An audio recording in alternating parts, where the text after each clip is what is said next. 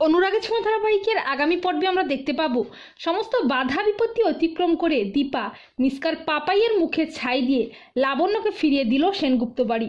হ্যাঁ বন্ধুরা, আমরা এমনটাই দেখতে পাবো অনুরাগের ছোঁয়া ধারাবাহিকের আগামী পর্বগুলোতে।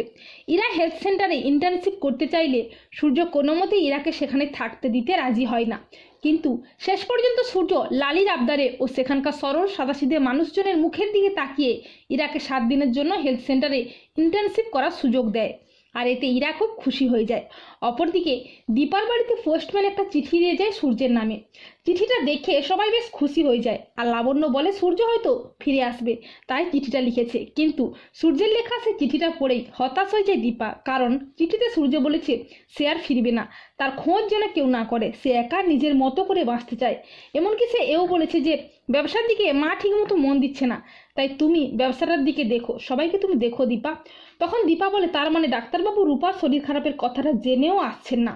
আর প্রবীর সূর্যের উপর অভিমান করে সূর্যের লেখা চিঠিটা পুড়িয়ে ফেলে আর বলে দীপাই সব করবে, ও আমার ছেলে।